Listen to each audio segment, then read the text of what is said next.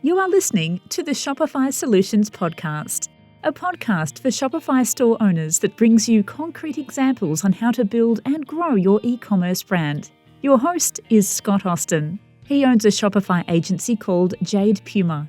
In this podcast, Scott will share his e-commerce insights and best practices with you. Hey everyone, Scott Austin here from the Shopify Solutions Podcast. And this week I brought in a guest. His name is Matthew Stafford. Matthew, why don't you tell us what you do and what you know about Shopify and your expertise? My expertise is Shopify CRO, and we've termed the coin revenue optimization because we believe basically as a store owner, your conversion rate is not the most important thing. The most important thing is how much revenue you keep and take home. So some of the numbers you can fudge them to make them look fancy, but at the end of the day, what you really care about is your revenue. Revenue and profit, right? I like the way you said take home there. That's a really good qualifier. So just for those who don't know, can you define the acronym CRO? Yeah, it's conversion rate optimization. And so essentially what you're trying to do is conduct UI and even backend tests that will help raise your conversion rate. For example, the average Shopify owner converts around 2%, which means for every 100 visitors that they get, they make 2 sales. And so way back early in my journey of being a Shopify shop owner, I was very good at traffic, but not really good at understanding the data and even conversion rate. And so when I started looking at those numbers, I thought, this doesn't make any sense. If I had 100 people come to my site that wanted what I have, because they clicked on the ad or even Googled it, why am I only converting 2 of them? And so instead of buying more traffic, which I was very good at, I thought, let me figure out how to get 2 or more of those people that left to buy. And that would double my store on the same amount of ad spend. And that would give me the lion's share advantage over my competitors. If I could buy four sales for what it costs them to buy 2 sales for, then I would be able to dominate my market. And that's really what started my journey down CRO now about 10 years ago. So you threw out a couple numbers, and I know they're just examples, but I do want to ask the question. If a store is doing 2% and they haven't done a lot of on-site optimization, is doubling their conversion a realistic expectation, or is that the exception? No, I think that's very reasonable. I think the one caveat to that would be what is their average order value? Obviously, the higher your average order value goes up, the lower your conversion rate is. And so, we have stores that have a $3,000 average order value. We have some that have, and their conversion rate's less than 1%. We have ones that are, $160 and their conversion rate is 2.5. And that's really good. So it really depends. I would say typically anything under $100 average order value, if you're not getting at least a 4% conversion rate, then you've got some work to do and some things that are probably broken. That's funny because I always say that 4% is great conversion rate. And for you, that's, table stakes, it sounds like. Well, it depends. If it's under $100 or average order value, yeah, 4% should be, for us, what we consider would be normal. Yeah. Excellent. Now, you talked about using data in your analysis. As we, talk about Shopify store owners and new Shopify store owners, or, not large teams, right? They're not, a $10 million brand. What should a Shopify store owner be setting up for data, and what should they be measuring when they first start out on this journey? Yeah, I think the enhanced Google Analytics is going to give you a lot of information. For sure, it'll give you enough to start getting best practices implemented and making sure that they're helping your site. like your most visited pages, checking the speed time on them, and making sure that those pages are working effectively. A lot of times people don't realize it, but they have um, certain things that are broken on those pages that it's making a call to a server and it times out and it creates page load errors and a bunch of other things. So there's that. Also, what we use to reverse engineer the store is basically look at your percentage of add to carts, and then the percentage of proceed to checkout, and then the percentage of actual sales. And we believe under $100 average order value, you're going to want your add to carts to be between 8 and 10%. And then typically anything less than a 50% drop off, we consider that it's working well. And so essentially, if you had 100 add to carts, that you would have at least 50 of them make it to proceed to checkout. And then from there, at least 25 sales. And so those are our health metrics. We know if any of those are off, you could then go, oh, okay, I have some issues in my cart, or okay, I have some issues on my information order page. Now, you did mention speed and how that does affect conversion, and you mentioned measuring it. What tool do you use to measure site speed? Are you using Search Console? Are you using Lightspeed? What are you doing? We use Google's tools. Google, because we want our signals to be good in Google, because we know that when they're good, they actually give us quite a bit more organic traffic. And so typically we'll cross check them with some other ones, but the ones that we actually really care about is making sure that Google approves it. So is that inside Search Console? Do you mean? Right inside Google Analytics. Nope, you can go right inside Google Analytics and look at your site speed and then do it per page. I always look. I usually use the Search Console, the good metric. What percentage of pages are good is the way I usually measure that. Certainly do that. We get a little more granular just because I think for me, and this is for sure dealing with stores that have smaller teams, if we make it too complicated for them, they tend to not do it. So it's a good idea, and they have every intention of doing it, but they have 80 other things on their plate that they don't have to learn, that they just have to get done. And so sometimes that learning curve prevents them from actually taking action. Yep, that makes sense.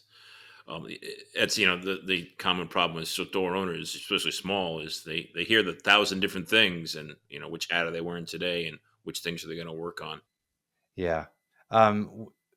Obviously, when we first got started, we didn't work with the really large brands. And so I still think a lot of that DNA of the small store owner matters to me. And plus, we actually just started our own brand a few months ago, another brand. And so going back through those new store thoughts and processes and all of that just reminds me that it's easy to get to speak above the head of the smaller store owners and actually even forget some of the daily things that they're going through. And so I totally agree with what you're saying. They have so many things going on that sometimes it's a little difficult to add new things to their plate. Well, and for me, with my clients, because I deal with mostly small stores, is I'm frequently talking them out of a great idea because hey, we're still working on this other great idea, right? We've got this project. Let's finish this project before we move on to the next one that is also completely valid, but we can only do so much at a time. Yeah, I agree with that. It's very easy to have 4 or 5 ropes, 80% of lifelines, 80% of the way, and none of them actually producing any blood flow. And so I always say, yeah, get the money coming from one, and then move on to the second one, and then move on to the third one, but only after the lifeline's connected. Yeah, I totally agree. And I'm a big fan of doing things linearly, one at a time. And I always tell my clients, it's like, by the time we're finished with this project, we'll be so much smarter. We'll know what the next project should be, and we'll be able to make better decisions about it. So, Yeah, the one thing that I always do with the smaller store owners is we start this way everywhere, but this is where it'll help the small store owners mindset is we always start at the checkout. So any improvement that you make on the checkout means more revenue, more profit. If I fix your homepage, fix your category page, or any of those things, there's still 4 or 5 more steps that clients got to go through in order to give you money. And so if we get your checkout and then your cart functioning at a very high rate, you're going to start making more money from day one. And then every change we make on the site is going to generate more money, not just more visitors that take action to get to the next page. Yep, that makes sense. Start at the bottom of the funnel and improve that conversion right there. So we've got a new store owner, let's say, and their first task should be driving traffic to their store.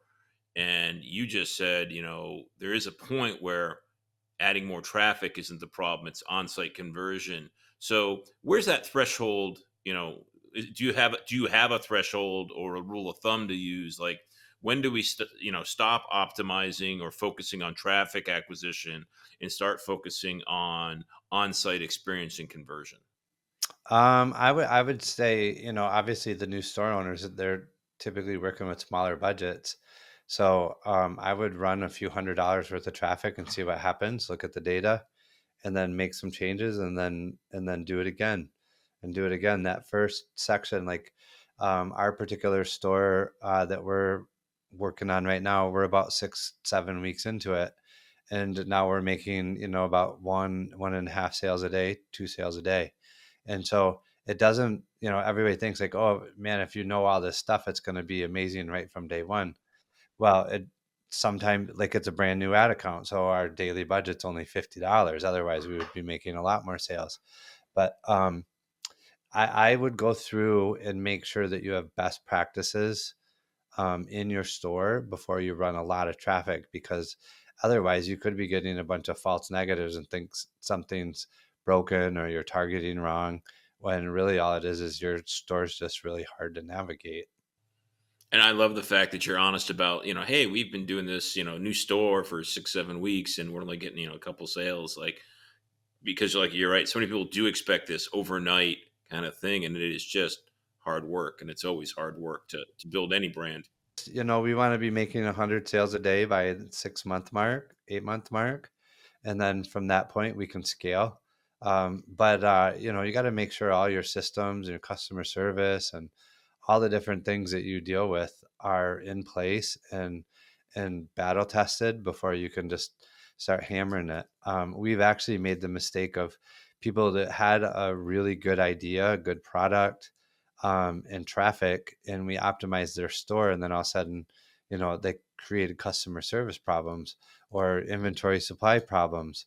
And so there's a lot of aspects that go into this, and certainly once you get the conversion metrics at a place where you can scale, that's just the very beginning. Yes, yes. So you mentioned, when the new store starting out, they should, put some best practices in place. What are some of the best practices that you've seen for Shopify stores? I would say the checkout, one of the things that we do is we make sure the form fields have the proper text in them. And what I mean by that is like where you ask for their email, we put email required for order confirmation. And we know that that increases our conversions. That we've tested a ton of times. People can take advantage of the fact that, when we run a test, we get hundreds of thousands of visitors, on these tests on our stores over a week or two. And so over time, over the last 9 years, we've developed a set of best practices that works every single time for increase. And one of them is in your form field on your checkout, putting in that text, email required for order confirmation. Your order confirmation email is opened 85% of the time. And so when you tell them that's why you need their email, and it's one that they're going to go look at, they usually give you their best email. So we've seen that our abandoned carts actually went up by changing that form field text. Because you got valid email addresses. Is that the reason? And it's usually their good one. It didn't go into their secondary folder that they look at once a month. The other thing that we do is where phone is, we put required for shipping notifications. Everybody wants to know when their product is shipped. We get their phone number, and SMS recovery is the number one source of income for your store. It will recover more money and generate more revenue than anything else you do. And so by putting that there, it's helped our SMS recovery and collection much, much, better. The other thing that I would say is a lot of people just have like this generic name for their logo and their checkout. We make sure that we upload an image so that it looks nice. It actually has a customer service phone number or email in it, because this is a point where they're getting ready to give you money. And so by putting that in there, putting that image in there that is all formatted nice, um, just makes them feel like, oh, okay, this is professionally done, or it's okay. I'm going to hit submit.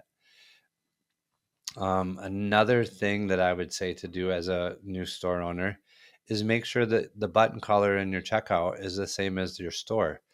You'd be shocked at how many of them that's not. And so what happens is they go through and they've clicked 3 or 4 buttons to get to your checkout. Now all of a sudden it looks like this, it's just generic text for a logo. And at the bottom, the button color is different. It feels like a different site.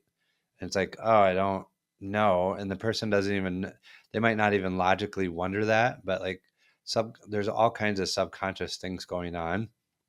And we've done, just an enormous amount of research around that and then use those for our test ideas. And so we want trust to be one of the number one things. And so we want everything to look very congruent from the front to the end. The other thing that I'll tell the store owners that a lot of people get wrong, they think that the button color is important. It's not the button color that's important. It's that the button color stands out from everything else on the page. So if your theme is black and yellow, you don't want a black or a yellow button, which is what most people end up doing. You actually want something that's totally different than anything else on the page. And the reason for that, we call it the hierarchy of focus. And so what you want the person to do when they land on the page, they need to understand the next most important action that you want them to take is to click the button. Yeah, that makes total sense to me. Well, let's take a step back here and explain a couple of things for Shopify store owners. The first one is when you're in theme customization, the checkout experience is actually customized in kind of a different place in theme customization in Shopify. And it's going to change even more with the new checkout that's coming this summer. But just because you do your branding and update it in your store, it doesn't mean it's done it in the checkout. You have to actually go to the checkout part of theme customization and do all those branding elements. Yeah, and then the form field language would be under languages. You go under languages and edit it there. It's all you don't need Shopify Plus for any of the things I'm talking about. Yep, yep. And so in that languages thing, like my favorite one is to change the word or. So you got the quick buy buttons, which I'm not a fan of the way they're right there, but we can't control that. And right below that it says the word or. And I just add to that or use your credit card, right? Because it's kind of confusing to people. So, going in, you have, any word you see in the checkout, you have the ability as the store owner to go in and change that wording. So you just got to go into that languages, and it's kind of difficult sometimes to find it because there's, depending on your theme, so many different text strings. But you can find them and then make them whatever you want them to be, and true to your brand and your customer experience. Yeah, 100%. And the words on the buttons matter too. Um, we don't use quick buy or add to cart anywhere except for the product page. We would put add to cart, but we actually don't use quick buy anywhere. We've never found that actually increases conversions. Typically, in the way that I always introduce it to the store owners is, okay, your product's $80 or $100. Does the customer have enough information to buy with that little snippet of information that they give you with a quick buy below it? And they always say no. I'm like, so they're going to be afraid to buy when they don't have enough information to do that. So they're either going to go backwards or they're going to leave. That stops them from the shopping experience.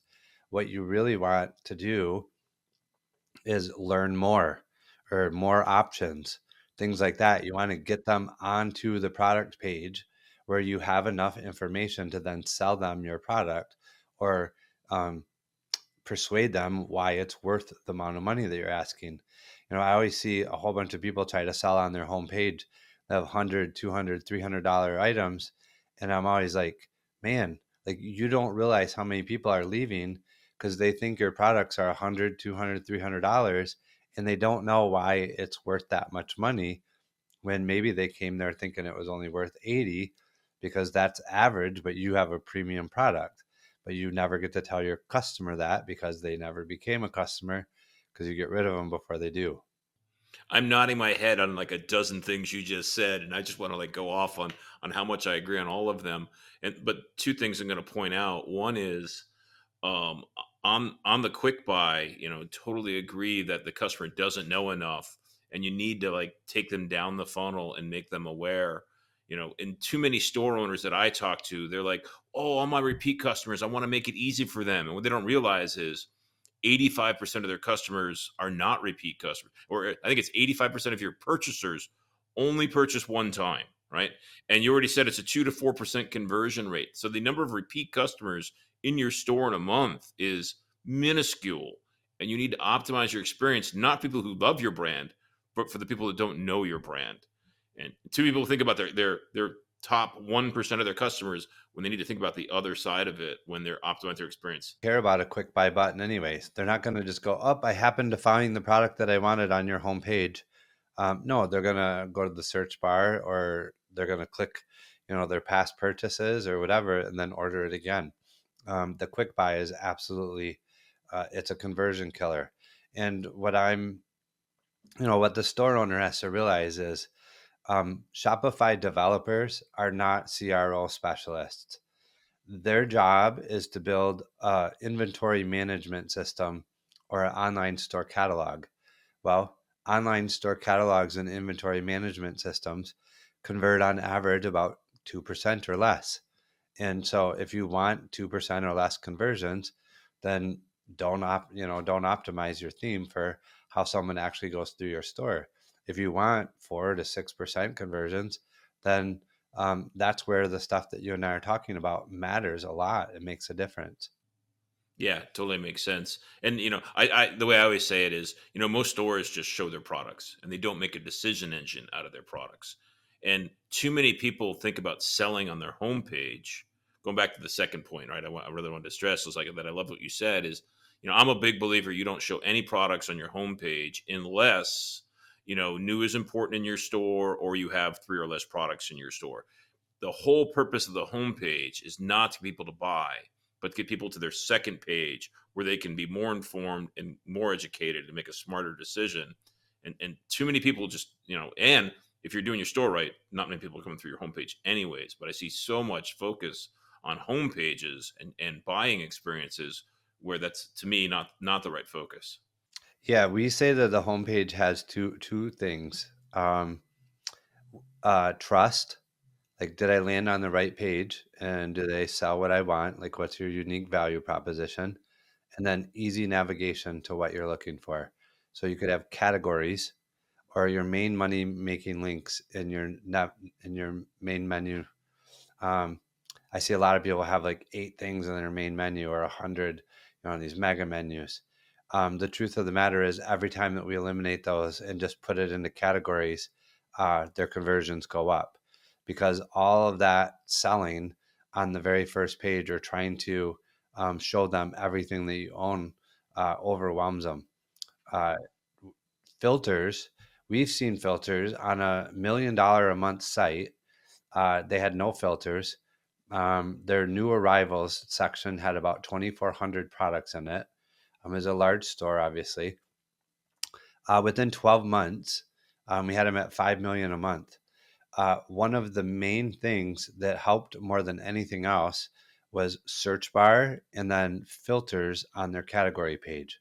And so the moment we could get them to the filters, the people that used the filters converted at 300 to 500% higher. So literally triple the 5x conversions the people that used the filters to find what they were looking for compared to an average visitor. Yeah, that totally makes sense because they're the engaged people. They're actually motivated and responding. And then when you have 2,400 new arrivals, when you're scrolling too wide on your phone, um, after 100, you're going to be like, yep, I don't see what I want. I'm gone. But if you can go, oh, I'm a size 7 and I want blue and I want it to be a sundress, boom. Now you have 13 options and you can scroll through them and you have a much better chance of buying. Absolutely agree. Absolutely agree. I always say you need to get the consideration set down small enough that people can make a decision. So many store owners think that, and here's a real example for you. I have a client, I was talking to last week, and she's got one product in 5 colors, and she's got it as 5 separate products because she's trying to make her store look bigger. And I said, you're doing a disservice to your customers. You need to combine those and use variants for the color choice so that people know that that one product comes in those 5 colors, and they've only got, it's roller skates she's selling. Maybe you only have, let's say, 10 roller skate sets, choices. That's an easier one to make than 105 to choose from on the landing page. Have the one with the variants and then do like a bundle, like pick 3 or pick 2 and get a savings as a separate product. But that's, yeah, I 100% agree with you. Paradox of choice is actually another thing that we've realized hurts conversions. So the more colors that you offer typically hurts conversions. So if you have one product that has 13 colors of a t-shirt, we know for a fact that if we can get it down to 3 or 4, that we'll double or triple the conversion of that t-shirt just by not having so many colors. And so that paradox of choice, they're like, oh, well, I like this shade of pink and that shade of pink and oh, and this red one, and oh, I like that one too. I'm going to come back later and decide when I'm not at work or when I'm not, busy. And then you're going to end up paying that person to click on your ad 3 or 4 times before they make a decision. And now that sale that probably would have been profitable on day 1 is now no longer profitable. And it might be one of the 85% of people that only buy once, not the 15% that buy 2, 3, 4 times. And so typically we know for a fact, literally have never had it test wrong. Eliminating colors has never hurt the conversion rate of the product. Yeah, if someone likes blue and you only have one blue, they buy it. If you have 6 blues, now they have to choose which one they like the best. And I always say any decision you make your customers make is going to decrease your conversion. So now you've made them choose which of the blues they like, and that's going to decrease your conversion. Yep. Before I got into the optimization side, when I was just running ads, I sold t-shirts for about 3 years before I started building Shopify sites. And I sold about $15 million worth of t-shirts. And so I created a chart of like, what are the highest converting colors, highest converting fit and cuts, whether it's a V-neck or a crew neck or long sleeve, short sleeve, unisex, etc. And we know dark colors always sell more than lighter colors unless it's a heather gray. So heather gray sells a lot depending on the style of the shirt. But otherwise, like navies, reds, black will always be the top sellers. Want to build a loyal community around your brand? Events and classes are the perfect way to connect with your customers, but only if your calendar looks as professional as your store. But embedding a Google Calendar just won't cut it, as the calendar looks clunky and doesn't reflect your brand. That's why we created Branded Calendar, the Shopify app that lets you embed Google, Outlook, or Apple calendars in your store while seamlessly matching your store's branding. Originally crafted for our private clients, Branded Calendar was so successful, we turned it into an app for every Shopify store. With Branded Calendar, you're in control of how your calendar looks and where it appears, on product pages, contact pages, blog articles, or even your homepage. Keep your customers informed with schedules for retail hours, classes, or events. You can even share multiple calendars to meet different needs. And the best part? Branded Calendar includes a robust, always free plan, so you can start building community risk-free. Engage your community and stay on brand with Branded Calendar. Everybody looks at Amazon, right? And that's, obviously the number one e-commerce platform on the planet, but it's also the worst shopping experience on the planet. You go there to buy a spatula and it takes you 45 minutes to buy a $12 spatula. That is not a good shopping experience. Yeah, Shopify is or not Shopify, Amazon. People go there with buying intent. They're not going there to look at a whole bunch of things and decide what they want. They go there to get a particular product. And so it's a totally different scenario than it is when you pay interruption marketing to interrupt someone to go look at your stuff. People didn't Google spatula, find your Shopify site, then go on there and pick from your two choices. When they Google spatula in Google, Amazon's coming up. Yeah. And the other thing that, that the best practice that you've kind of alluded to it a couple times that exist out there in the internet that everybody's so focused on. And I tell them, no, it's not what you need to think about. They're always thinking about how many clicks they are to the cart. And what I tell them is you need to be exactly as many clicks as it is to make the customer have confidence in their purchase. Because too many people are focused on moving that button up. Like you're saying, they're selling products on the home page or they've got quick buy on the collection page because they got to be 2 clicks to cart. And I'm like, that's a best practice that works for stores that are selling one product on a landing page and that's all they're selling, but not in a Shopify store with a full catalog of products. Yeah, it's always the next most important action. So we are very specific about see more, learn more, more options. You get them to the product page and it is add to cart. It's not anything else. It's not quick buy. It's not PayPal. It's none of those. It's add to cart. When you get in the cart, then it's proceed to checkout. And then when you get to the checkout, it's continue to shopping and then proceed to payment and then, buy now or buy. And that's literally what we do. We take them through the micro decisions, what the next action on the next page is going to be. You're not buying until you've already entered all your information. You've chose your shipping. You've added your credit card. Then you're buying. Before that, you have a whole bunch of other steps that you're doing. And so if you take them through those really, really gently and literally the micro commitments, you'll be shocked at how much that changes how far people get compared to quick buy or get buy now or any of those things because they're not actually ready for that. Yeah, that totally makes sense. And I like the way, you're saying, a step at a time. You had a word for it. I forget what it was, but it was like, it just clicked for me the second you said, like, they're making one decision, just the next decision kind of thing. Yeah. Micro commitments. Micro commitments. I like that.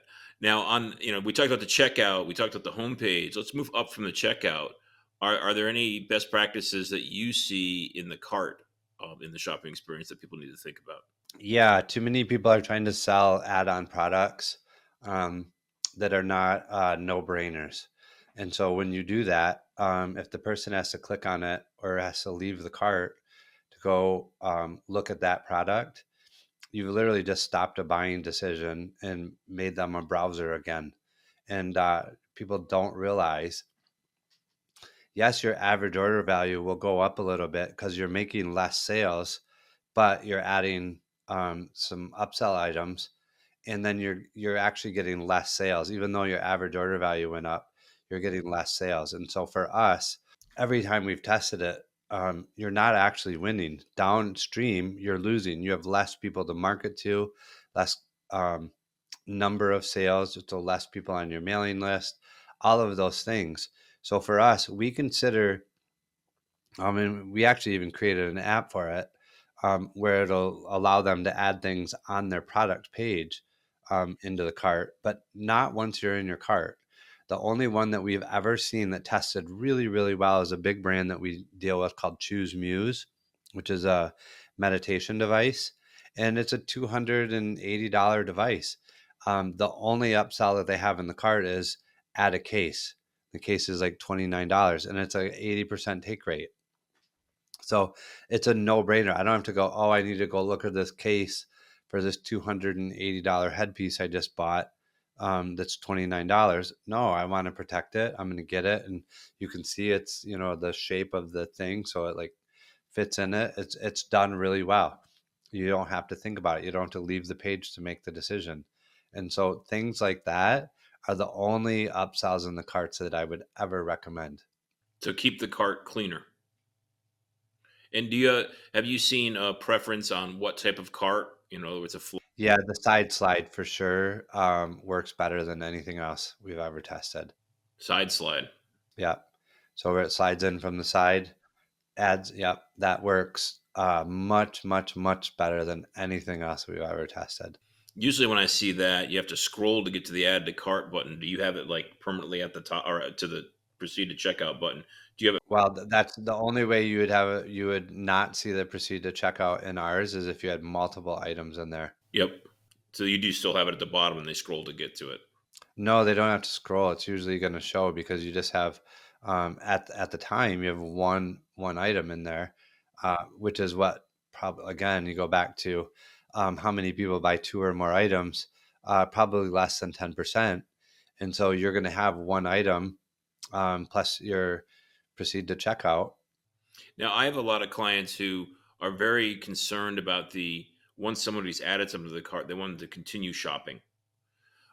So the promoting things when they're in the cart, or the continue shopping experience, is that an important one? Because I heard you just say it's actually not. I just want to confirm that again. No, you definitely want them to see the continue shopping button. Actually, it's a link. We don't do it as a button. We do it as a link. And then the proceed to checkout is a button. Yeah, you got to give them a way to exit out of the cart in order to, if they do want to keep shopping, you want to make it easy for them to do that. But that's not the next most important action. The next most important action is complete the sale. And so for us in that cart, there'll be a link that says continue shopping, and there'll be a button that stands out from everything else that says proceed to checkout. Yep. And then if we move up from that on the funnel, now we're to what I think is the most important page, which is the product page.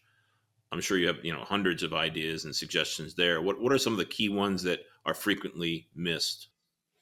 I would say a lot of times people have big walls of text.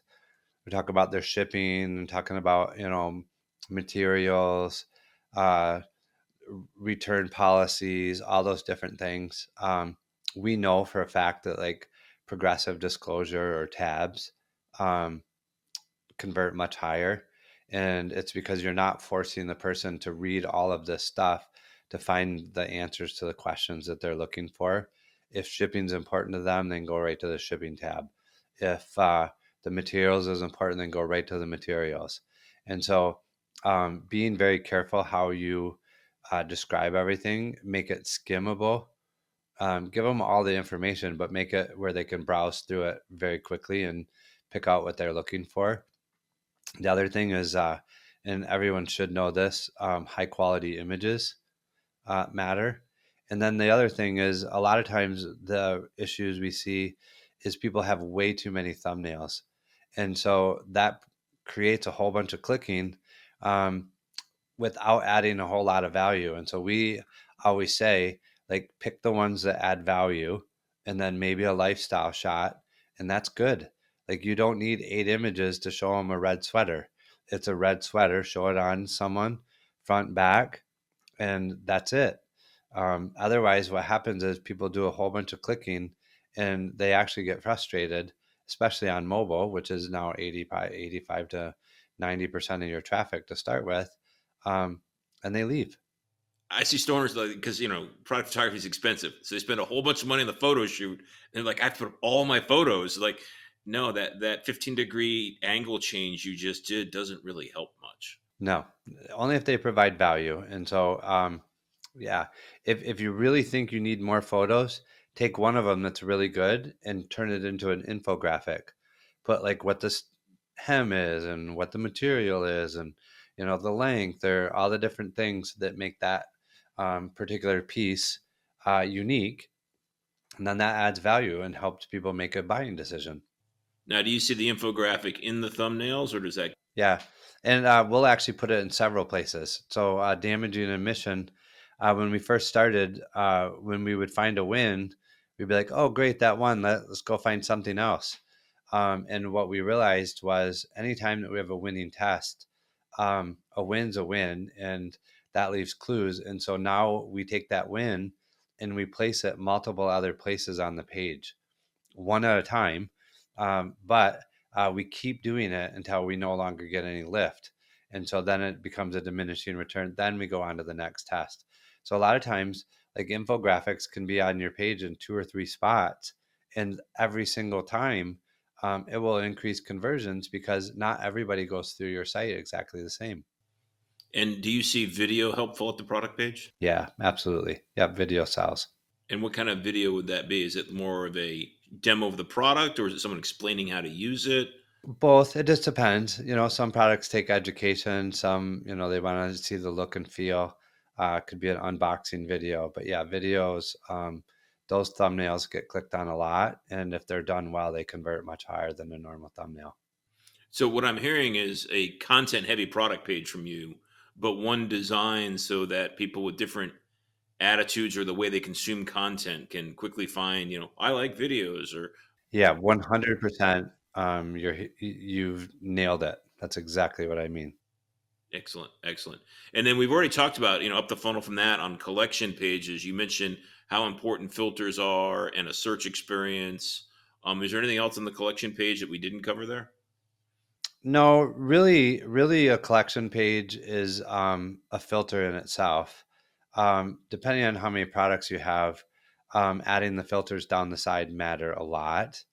Um, Otherwise, what we do is, on the home page, we make sure that search is actually on every page all the way until you get to the cart.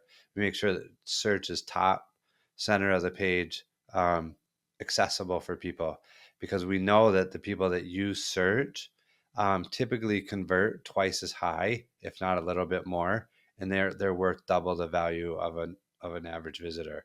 And so we want as many people to use search as possible. Does that mean you put a search bar inside of the header? Yes. Yeah. It looks just, we do it on every one of them. Yep. Same as if you look at YouTube, Amazon, that search bar is top dead center. And that's exactly what we want people to use. And it works. We've had sites that got as high as 7% of their visitors used the search, and it accounted for 31% of their revenue. Hmm. Now, on that collection, you mentioned the filters on the side. What do you do for filter placement on mobile? You can still have those. We use a product search and filter app, and you can customize them. The Shopify one? Yeah, yep. Put it at the bottom of the collection page? No, you can have it go down the side. Yep. Okay. I've never actually done that on mobile. I'll have to check that out. What do you see about, you already mentioned with the top nav, less is more. I wasn't sure if you were like anti mega menus, or you just see people be too excessive with mega menus. I am anti mega menus. I am. I am anti mega menus. Um, I think that you can, if you deal with men and women, you can have a selection to men or women to start with, and then uh, shirts, or tops, pants, accessories, get them another section down. Every time that you can get them to click another section that's a category, your conversions will go up. When you give them 80 choices or even 20 choices, your conversions are going to go down, because now you're saying, hey, you have to go through and browse through all 20 of these and see that it's labeled exactly what you're looking for, so that you know which one to click on. That's going to hurt your conversions. Yep. Now, let's use your men and women example. If they click on women, do you take them to a what I call a list of collections page where they're making another decision of tops, bottoms, outerwear? Yeah. Yeah. And then from there, then you would take them to a category page that would have all your hats or all your tops or all your outerwear or whatever, and then let them filter from there. Yes. Now, on the filter side, sorry, we're going up and down the funnel now. On the filter side, is there like less is more also, or can you have too many filters? No, I don't think so. Not if it's done well, because you can do those with progressive disclosure too. So you can have them all folded up, and they can click on the ones that are appropriate to the different items. And with the product search and filter app, you can have different filters on different collection pages. So, because one of the things I usually do is like I'll consolidate my colors to be just Roy B. Jiv plus usually black, brown, and pink are what I add above, and white above Roy G. Biv colors. So any shade of red just goes to red. But is it okay to have burgundy and ruby and that kind of thing? Um, I mean, I don't know. I would just be guessing if I said that. I would think. Um, I would put it under the shades. So red would consider all the reds. Blue would consider all the blues, etc. Yeah, um, that's how I would probably set it up for sure. So you've talked a lot about how you're using data and you're testing. What does that look like and feel like? How does a store owner go about doing a test and then measuring that? Well, if it's a small store, in all reality, it's going to be very difficult for them to test, because it's going to take a long time for statistical analysis. We have a community of store owners that are not very large um, stores. And so we came up with our set of best practices for that. And the things that I've shared with you, just doing that alone will make, if they just listen to your podcast over and over or take notes and go through and do those changes to their site, there will be a big enough difference, that at that point they could hire someone to segment their data, and they could learn how to use that data to then um, move forward. But until you get to that point, most, probably 99% of stores are not actually going to be able to conduct an actual test. And what sort of traffic volume should a store have before they do have the ability to, do statistical relevance and get the data that is actionable?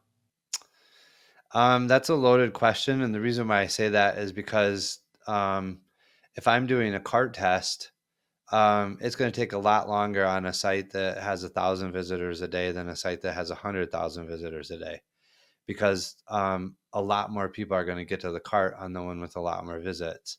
If you're making, like our brand new store, it's making 1.5 to 2 sales a day, that means only 4 or 5 people are seeing the cart per day. And if that's the case, it's going to take several months if I'm doing a cart test to figure out which one's actually going to win. Um, and so it really is a depends. Um, what I'm going to say is, once you get the best practices in there and you're at, 2, 3, 4% conversion rate, then you're probably at that point, you're buying some serious traffic, and you can actually run real tests. Yep. Yep. And if the stores are running their own real tests, and let's say they're doing $1 million a year in revenue, what are they testing? I heard you say before, measuring conversion rate can not be the right way to do it. Like, what is Yeah, I can get your conversion rate to go up. Just put your products on sale. You're going to have a higher conversion rate. It's definitely going to go up, but that's not really what the goal of it is. The goal of it is, depending on what, you know, when you run a test, um, every test isn't, oh, we're going to make more conversions. No, a test on your product page is, you're going to make more add to carts. A test on your homepage is, you're going to get more people click into the categories. A test on your checkout is going to be more conversions. And so a lot of times people think like, oh, I want to make more sales, I'm going to change this thing on my homepage. And they don't see any more changes. They're like, up, that test didn't win. But what they didn't realize is, the people that clicked on the one test, um, they went to the filters pages way more, or they got 3 steps into the funnel farther. So there's always downstream. It really depends, and you need to be very granular about what you're actually testing. You're not actually testing for more sales on every test. You're literally testing for what action are you trying to get them to take over the normal one? Yeah, that makes total sense. And I was thinking, like you're saying, that everybody's guilty of doing. I was thinking end to end, like how you measure the whole thing. And you're saying, no, you're on this page. We're going to measure, do they get to the next page? Yeah. Yeah. So if you have 80 people get to your homepage and now the test that you ran gets 90 people, well, that's the one that you want. Yeah, yeah, that makes a lot of sense. And I used to love how, I forget what Google's tool was, but their A/B testing tool was kind of fun until they got rid of it for us. Yeah, so are you using tools like that now that in the replacements to Google Optimize? Yeah, we use Convert. We used Convert before Optimizely and then started using Optimizely, and hopefully they'll bring back another one. Um, I think they are. It's going to be AI powered, which will be nice. Yep. Yeah, it's always fun with Google. You know, you get great tools for free, and it's awesome, and then they change them or they go away. But that's just part of the free life. So we got to live with that. Um, what are like the three worst things, or whatever the right number is? You know, the most egregious things that people are doing, the common things that they think are right, that they should think, immediately stop doing that and change your route. I would say doing their own customer service and then taking every single complaint and trying to go fix it on the website.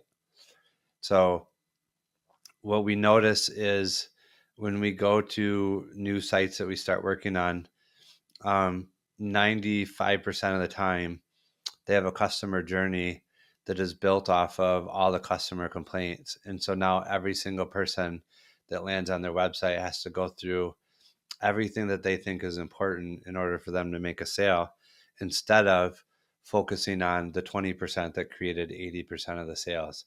And so they actually convolute and make their site more difficult. That's probably the number one. Can you be an example of that? Because I'm trying to visualize what you mean that a store is doing, getting, slowing down the progress. Like putting the wrong information on the wrong page. Uh, Buy now on the homepage, or all of your products on the homepage. It looks like a flea market. It doesn't help people convert more. Um, Turning your site into funnel matters and it helps. Helping them take micro commitments instead of saying, hey, here's everything that we offer for sale. Go find what you like and then buy it. The second thing that I would say is most store owners look at their site as, how do I make more sales? And the moment that they can switch to the paradigm of being the customer and how do I find what I'm looking for, or how do I find the solution to my problem, that little paradigm shift will make their store look drastically different than someone that's just trying to make more sales. And so doing that matters a lot. You'll get rid of a lot of stuff that